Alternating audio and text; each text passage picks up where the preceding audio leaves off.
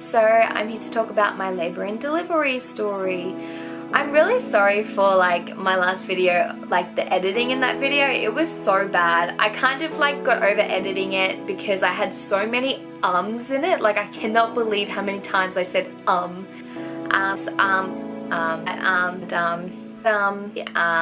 I tried to edit it out and it just was like bleh, it was just everywhere. So this is my natural labor and delivery story. So it all started, I'm going to say I was about 40 weeks. So I was about 40 weeks and I obviously, my midwife seen me at 40 weeks and she was like, okay, talking to me about, you know, going into labor, things like that, checked how far I was, and you know, I was not really looking like I was anytime soon. So she just said, I just want to warn you that you may have pre-labor pains. And I'm so happy that she told me that because I actually ended up having pre-labor pains for about 3 days. So pretty much it was like 3-4 days. So I started to get pre-labor pains on the 30th, Friday going into Saturday. And they started into my back. They started in my back. So I wasn't really expecting that. So I was kind of confused whether they were actual labor pains, but they were, and they really weren't that painful, but I definitely could notice them, and like they were I would say annoying because like I couldn't sleep or anything like that. Like I definitely knew that I was in labor. They were so inconsistent, like they were just all over the place, and they were like, you know, they were just really inconsistent, and there was no pattern, there was nothing. So I was like, oh okay, and then they just stopped altogether. So then the next day I said, oh, I think I was in labor, rah, rah, rah. The next day I ended up continuing to get pains, and so my mum was like, okay, let's get up and start to move and try and get this baby going. So we got up, we started walking around. It's so hot in Brisbane, so hot and muggy, like humid, that my feet would just constantly swell up, you know, so I just still try to, I don't know, just try to get through it. You know, I had them all night, and then I had them all the next day, and then I had them all the next, like it was the next night, and I was actually starting to get really angry at this stage because I was like, when is this baby coming? So this was the football grand final, and it was the Storm were in the final, which is Jake's team. So he was super excited, hoping that, you know, he was gonna come because like his team's on, and they actually won, and Storm won. So he was like, I really, you know, it'd be great if he came tonight. And I was like, well, yes, it would be. I don't really want to have a whole night of having pains again. I remember going to bed and being like, oh my god, it might be the night. But it wasn't, and I had them all night long. And then the next day I got up and I was so like getting kind of upset, I guess, because I was like, this is annoying me. I'm not getting much sleep, even though when you are pregnant you don't really get that much sleep anyways, but it was just like an annoying, like it was just super annoying. Yeah, so throughout that day I did notice that the pain started to get a little bit more painful, and they started to get a little bit more consistent. So I think, so this is Monday. So the last pains that I had was like Friday, Saturday night. So this is Monday day. So that's how long I had the pains for. So this is Monday, and I was basically doing the same thing as I've been doing the last couple of days. It's just trying to get through it. That afternoon they really started to pick up. They really started to, like, you know, in a way I was starting to like squish my face when pains were coming. So my mum was like, I'm pretty sure you're starting to, you know, really be in labor at this point. So we went up and watched a movie, and the pains was just getting like a lot worse. So I was like, okay, I think I'm going to call the hospital and just let them know that I may be in tonight. I can't really remember what they told me. I was really bad at counting my contractions. Like I didn't really count them that much, and I think like it makes you stress over it, like counting them.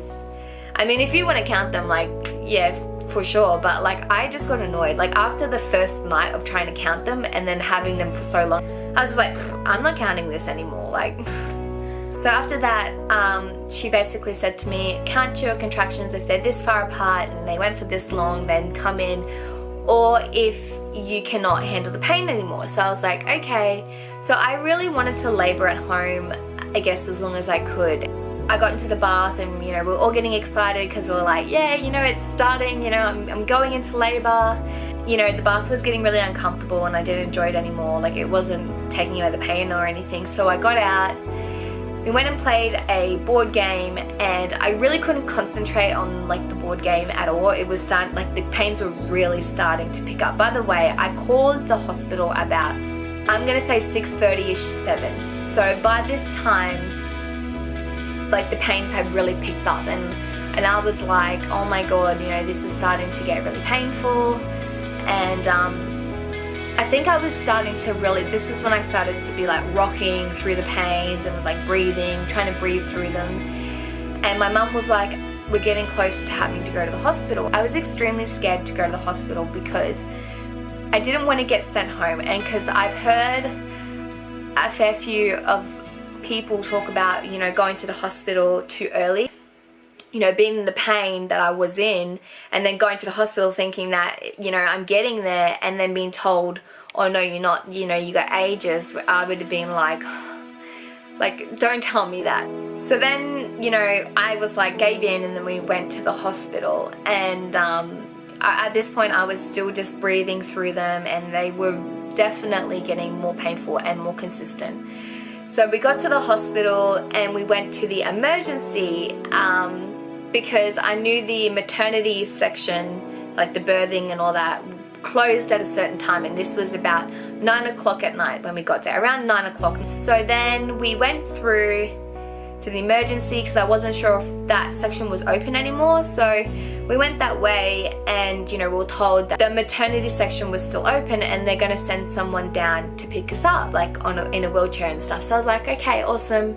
So the guy that came to pick us up, I think he was extremely worried that I was about to have the baby. So he was like flying, like, I mean, he was like, I ain't seen any vaginas tonight. Like, he was running, and my mom and Jake were like running after him, trying to catch up to him, and it was pretty funny. So then we got to the maternity, and they were like, okay, well, what's happening? And I was telling them that, you know, I was in labor. I didn't know what to say. I was like, pretty sure I'm about to have a baby. And they were like, okay, well, let's just see how you're doing and all that stuff. And I don't want to sound like I was trying to act hard, but I didn't want to really show how much my contractions hurt. Like, I knew this wasn't the hardest pain, so I didn't want to act like it was the hardest pain because I knew that it wasn't. So I was really scared, so I really tried to like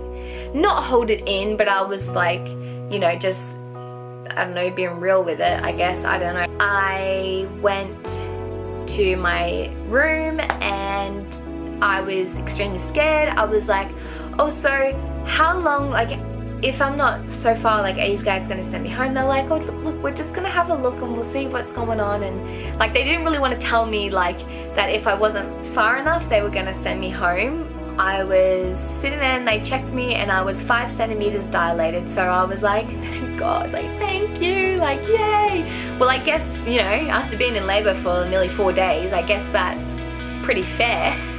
It's like a centimeter nearly a day, like, oh my God.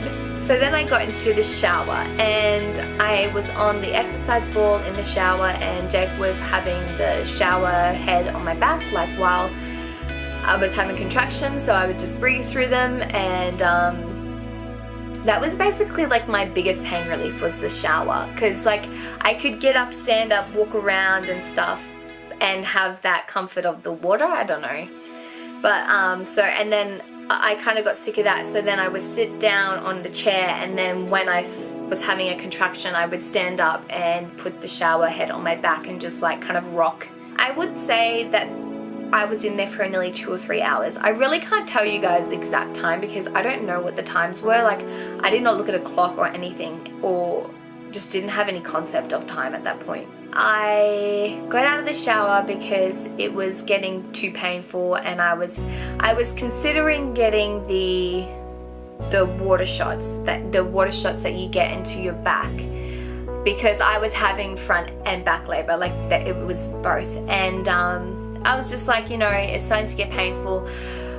When I was telling my midwife before I was going into labor, like, you know, having midwife checks and stuff. I said to them I wanted to have a natural birth with no medications or anything, but if I wanted it that badly, then, you know, then I have it. Like I didn't really care. Like I was just like, I'm just gonna let it happen. Like whatever happens, happen. She was like, okay, well, we'll just, you know, we'll have a couple more contractions and then we'll see how you go after that. And I think it was because she knew how far I was getting, like, so she didn't really want me to have it when I was only going to be in labor, I guess, for like another 2 or 3 hours. Like, you know, you don't really, there's no real point, if that makes sense. I guess if you want it, like, you have it, like 100%. I do not say don't have epidurals, morphine, you know, the water shots, whatever, the gas, you know, have whatever you want. So then we're waiting. I was, you know, just going through those couple of contractions.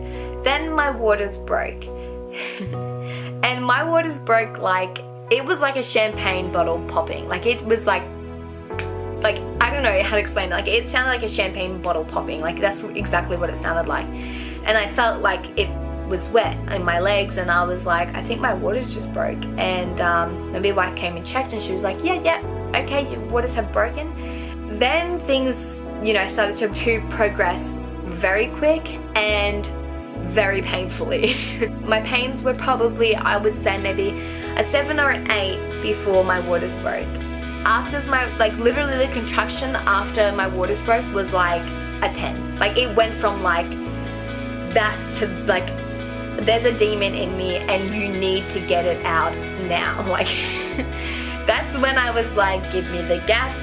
Like I need it. Like I am, like these are the pains that everyone's talking about. Like I was just like, holy, what the hell is happening? There's a demon. I'm dying. Someone help me. I don't know what to do. I can't talk. I can't breathe. What the hell is happening? Like I'm dying. No, I'm kidding. Then my midwife propped me up on the back of the bed. So I was kind of on my knees and I had my hands over the back of the bed.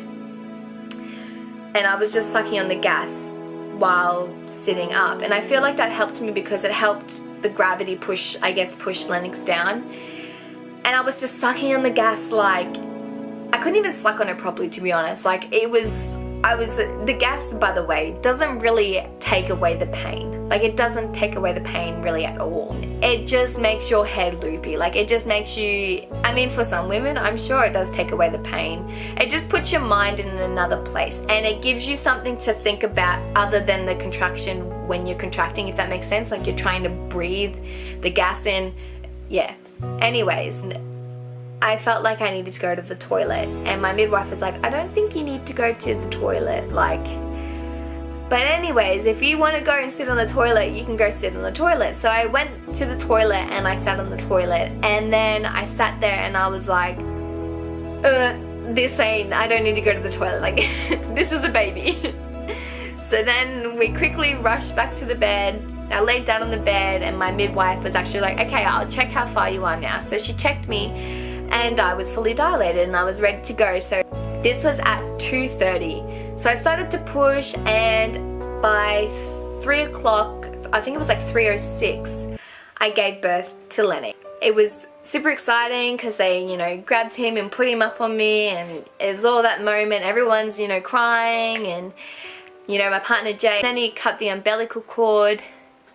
So after, you know, all of that, you know, we were all sitting there, I gave birth to the placenta. Now after this is when it gets a bit crazy. After I gave birth to the placenta, I actually started hemorrhaging. It was like a tap, just gushing out blood. That's what it felt like. Because I had no pain relief, so I could feel everything that was going on.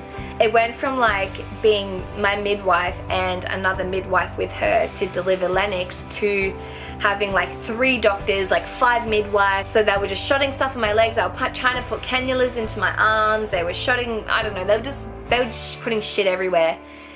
you know, they put a catheter in, and that really sucked because obviously I could feel it all. I'm pretty sure if you have a C-section they don't do this, but they do this thing where they push on the top of your ribs down to, you know, down to your uterus to get everything out, and every single time they would do that, like just gushes would come out. They were doing that for like an hour. I was just like, at this point, I was just sucking the gas so hard that my eyes were rolling into the back of my head. Like, I wanted to make myself pass out kind of thing. Like, I just couldn't deal with it anymore. I remember, you know, the doctor coming up to me and saying, okay, so we're actually going to take you into theatre to, you know, check if everything's okay. Also, I did have a tear. He was like, so we're going to give you a spinal blockage to help this. To, you know, so they could do everything down there. And I was kind of like, no, just knock me out. Like, just give me some gas or something to knock me out. Like, I was like, I don't want to do this anymore. Like, just do, like, knock me out and wake me up when it's all over. Like, they were like, no, you're gonna be fine. Like, we're just gonna go do this. You'll be okay. And I was just like, just knock me out. And then, you know, they were still mucking around with me, and I was just like, I remember looking at my partner Jake. He, by the way, they had just like taken Lenix off me. Like, Lenix was just like not a priority at this point, and he was perfectly fine, which was extremely lucky. Like, there was nothing wrong with him. I don't even think they really checked him at all. Like, they didn't check him until I was gone. I remember looking at Jake and I was just like, punch me in the face. Like, I just can't do this anymore. Like, just punch me. And as soon as they kind of like got me onto the other bed and wheeled me out, so then we went into theatre. After the gas kind of wore off, I feel like the gas made me worse. Like, it made me overthink things. And so as soon as the gas kind of wore off, I was like, oh, you know, I'm okay. And I can remember just looking around, you know, I was vomiting at this point. Like, guys, I was vomiting all the time. Like, you vomit all the time through labor, by the way. I remember getting put on the operating table, and then they, you know, got me ready to put the spinal blockage in, and the spinal blockage actually didn't hurt at all. Had a really good, what are they called? Those doctors? Oh my god, I feel so bad. Those, you know the pain doctors, the doctors that stop you from, you know, put all the pain relief into you. He must have been really, really good at, you know, what he does, because I really didn't feel it at all. As soon as it went in, like, you know, I just felt the tingling sensation of like, just, it all just disappeared.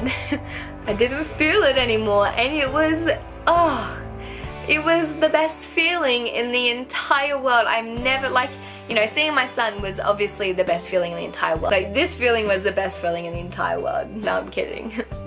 You know, I got stitched up, I got a curette. There was still stuff in my uterus, that's why I was hemorrhaging. And after that, it was all great. I went back into my room. They, you know, when I was in recovery, they actually brought Lenix to me so I could, you know, feed him and things like that. And then I went to my room, and my mom and Jake and my dad were there, and yeah, it was super exciting because you know, when I was in theatre, I remember thinking, like, I was just so happy and excited that I had had that type of labor. And I know a lot of people would be like, that was horrible, but it really isn't. Like, the labor that I had and delivery was, you know, people dream of having things like that. I got to theatre about 5 o'clock in the morning, and I had a little nap, and I was up and walking at like 10:30, you know, so I was okay. And I had a shower and all that jazz. So my son, his name is Lenix Jake Hope. He was born 3.2 kilos, so that's 7.2 pounds. He was 58.5 centimeters. His head was 34 centimeters. I think the best thing that I can tell people is just don't have too many expectations, and kind of like have a very, very open mind when you're going into labor. Because, you know, you might have that great chance of having everything the exact way you wanted it, but the chances of that happening is very low. So that's the biggest advice I can give, is just have an open mind. Like, just, you know, anything can happen. You know, you might want to have this drug-free, you know, birth, and then end up having an epidural, or end up having to have a C-section or something like that. And, you know, women can get quite upset because, you know, they wanted to have it a certain way. And I really think that you shouldn't think like that. Like, when you're in that much pain, your body completely changes, and you just need to do whatever you need to do to get through it. And it's not about the journey. It's not about, you know, all of that. It's about having a happy and healthy baby at the end. I hope you guys enjoy. My next one's going to be about motherhood. I feel like this is the most important one because people talk about I feel like people mainly talk about labor as the most horrible part, and in my experience that's like this is like it. So next one I'm going to talk about having the baby. Yay! Because that's actually probably one of the hardest parts, is when you got the little poo bum.